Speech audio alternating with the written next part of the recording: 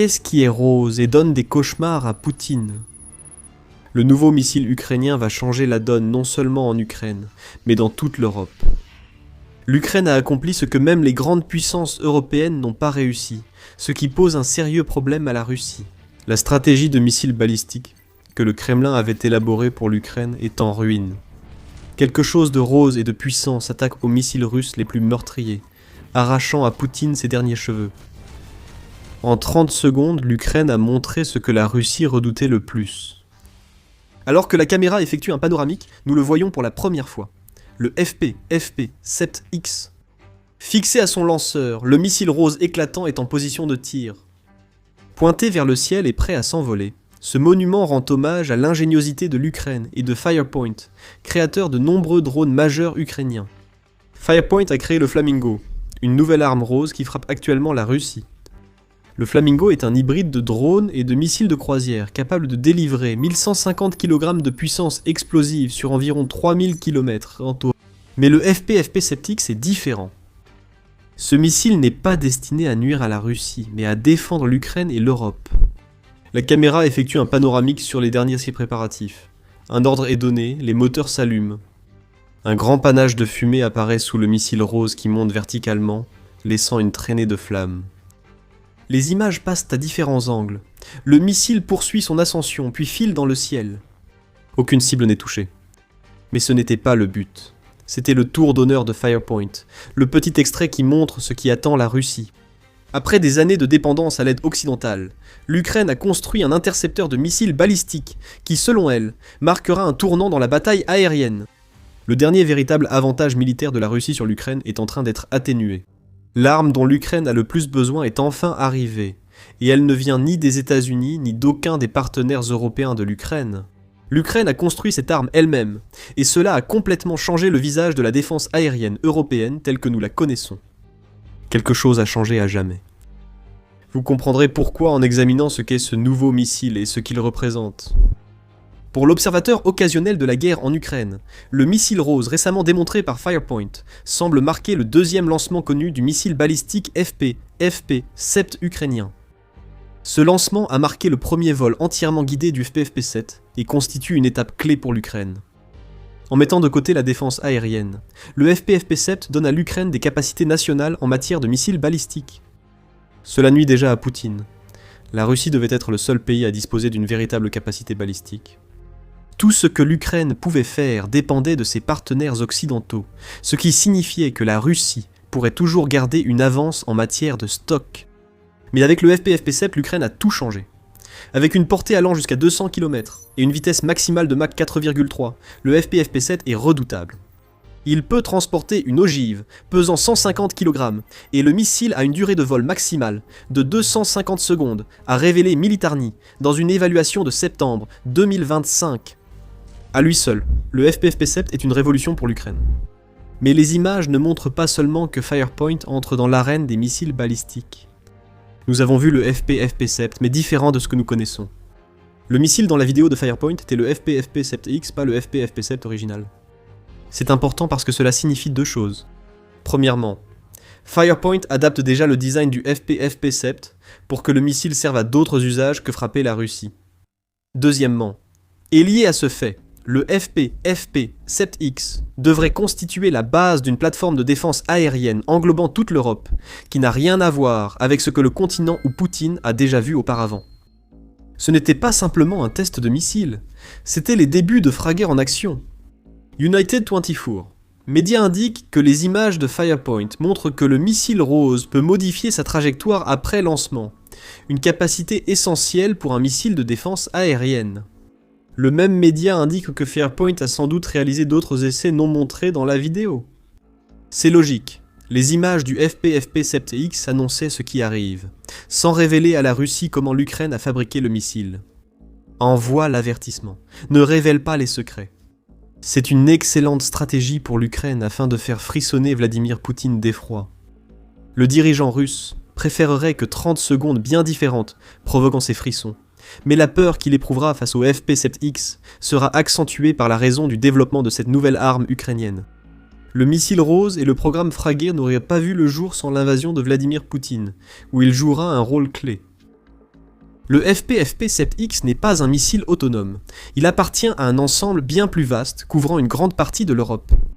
Le cofondateur de Firepoint, Denis Stillerman, a révélé en mai dernier que le nouveau missile rose de l'Ukraine servira de base à un système de défense aérienne pan-européen, offrant à l'Europe quelque chose que le continent n'aurait jamais eu sans l'aide des États-Unis.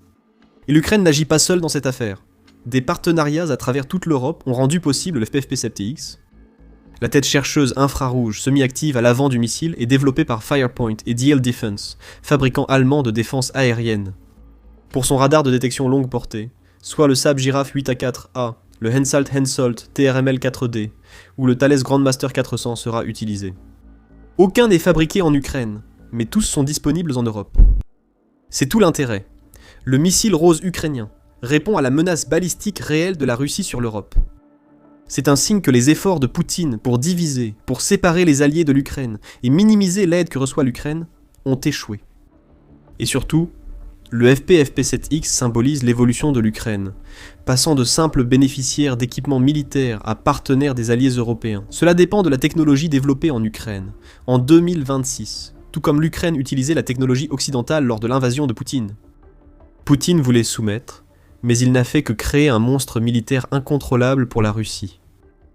Dans son analyse de Frager et du missile rose qui sert de base au programme, Global Defense Corps révèle que l'un des principes fondamentaux du programme est la réduction du coût, lié à la lutte contre la menace des missiles balistiques russes. Le Kyiv Post souligne le même point, en notant que le FP-FP-7X devrait coûter nettement moins d'1 million de dollars par missile. Grâce à des financements européens et à plusieurs partenaires désireux d'en acquérir le plus grand nombre possible, Firepoint pourrait détenir la clé pour créer le bouclier aérien dont l'Europe a besoin face à la Russie. L'Ukraine pourrait aussi avoir un remplaçant pour les intercepteurs Patriot, qui coûtent plus de 4 millions de dollars chacun. Assez létal pour détruire des missiles balistiques, à un quart du coût du Patriot. Cela semble déjà être une bonne affaire pour l'Ukraine et ses partenaires. Aussi surprenant que cela paraisse, même la couleur rose du missile a une utilité pratique. Firepoint n'a pas choisi cette couleur pour humilier Poutine, ni parce qu'elle est devenue la marque de fabrique de l'entreprise après le développement de Flamingo. Le rose a été choisi, car il facilite le suivi du missile, et permet aux équipes de récupération de retrouver les débris après l'impact, assurant ainsi que l'Ukraine puisse tout nettoyer, avant que la Russie n'accède au reste des nouveaux missiles Firepoint. Tout cela est très enthousiasmant pour l'Ukraine et pour l'Europe dans son ensemble. Cependant, une mise en garde concernant la démonstration du FP-7X de Firepoint doit être signalée. Si Firepoint et l'Ukraine veulent un tueur de missiles balistiques russes, certains éléments du FP-7X doivent être observés. La maniabilité requise pour suivre et frapper des missiles balistiques en fait partie. Ces missiles diffèrent des drones et missiles de croisière. Il ne suffit pas qu'un missile explose à proximité. Des capacités d'interception par impact direct sont indispensables. Pour que le FP-FP-7X menace réellement l'arsenal balistique russe, il doit être assez maniable pour atteindre directement des missiles rapides. Le missile rose de Firepoint semble assez rapide. Avec des capacités de correction de trajectoire adéquates, l'Ukraine sera bien positionnée.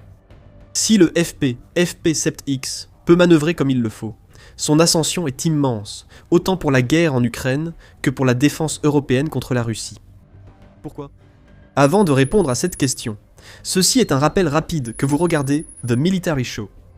Si c'est le genre d'analyse que vous aimez voir, alors assurez-vous de vous abonner à la chaîne pour ne jamais manquer une vidéo. Commençons maintenant par l'Ukraine. Poutine a créé un grave problème de missiles balistiques pour l'Ukraine qui doit être résolu rapidement. Comme l'a rapporté CNN le 4 juin, la Russie intensifie ses frappes aériennes contre l'Ukraine depuis un certain temps déjà. Elle y a été contrainte. Avec la campagne terrestre de la Russie en 2026 qui s'est révélée tout simplement désastreuse, la seule façon pour Poutine de soutenir son affirmation selon laquelle la chute de l'Ukraine est inévitable est d'intensifier la campagne aérienne de la Russie. La Russie lance désormais environ 8000 drones Shahed par mois contre l'Ukraine. Mais ce sont les missiles balistiques qui posent le plus problème à l'Ukraine, comme le montrent les chiffres. Par exemple, selon CNN, une frappe aérienne russe contre l'Ukraine le 2 juin a impliqué 41 missiles balistiques. C'est plus de missiles que la Russie n'en a tiré sur l'Ukraine en mai, et 30 sur 41 ont atteint le territoire ukrainien. Le taux d'interception des missiles balistiques reste insuffisant pour l'Ukraine. Le ministère de la Défense ukrainien a aussi souligné ce problème en évoquant les résultats de sa défense aérienne en mai. Les drones ont été pour la plupart neutralisés. L'Ukraine a atteint un taux d'interception de 91,73% pour les drones d'attaque russes, soit 7476 interceptions sur 8150 drones lancés par la Russie. Les taux d'interception des missiles de croisière et balistiques étaient bien plus faibles. Sur 211 missiles russes lancés, l'Ukraine en a intercepté 112, soit un taux d'un peu plus de 53%. Les défenses aériennes ukrainiennes montrent des failles. La Russie les détecte et tente d'en profiter. Selon le renseignement militaire ukrainien, la Russie est désormais capable de lancer environ 100 missiles balistiques par mois, tout en maintenant ses stocks actuels à un niveau stable. C'est une préoccupation majeure pour l'Ukraine. Avec seulement 50% d'interception, des dizaines de missiles balistiques peuvent frapper le territoire chaque mois. Ce faible taux d'interception s'explique par un défi auquel l'Ukraine fait face depuis l'invasion de Poutine. Les stocks de missiles patriotes ne sont jamais là où l'Ukraine en a besoin.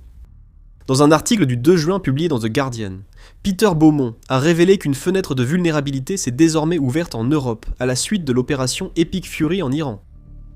Environ un tiers des stocks de ces missiles intercepteurs, soit environ 1100 missiles, ont déjà été consommés. L'Ukraine ressent ce problème plus fortement que la plupart des pays. Les missiles patriotes sont très chers, et désormais en quantité limitée. L'Ukraine compte sur les États-Unis et ses partenaires occidentaux pour lui fournir ces missiles dont elle a tant besoin afin de faire face à la menace balistique de la Russie.